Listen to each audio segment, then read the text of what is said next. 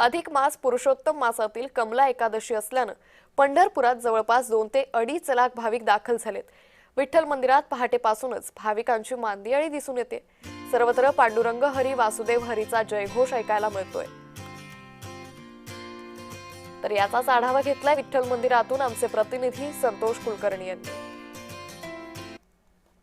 आज पुरुषोत्तम मास अधिक मासातील कमला एकादशी आहे।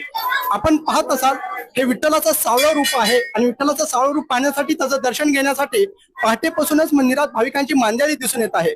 पंढरीत जवळपास 2 ते 2.5 लाख भाविक भक्त दाखल झाले असून सर्वत्र पांडुरंग हरी वासुदेव हरीचा जयघोष सुरू आहे।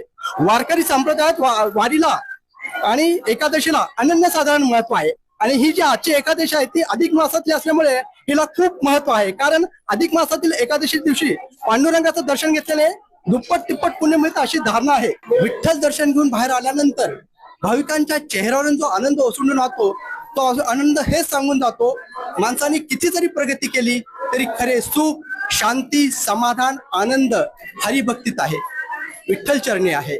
संतोष कुलकर्णी, जय महाराष्ट्र न्यूज, पंढरपूर।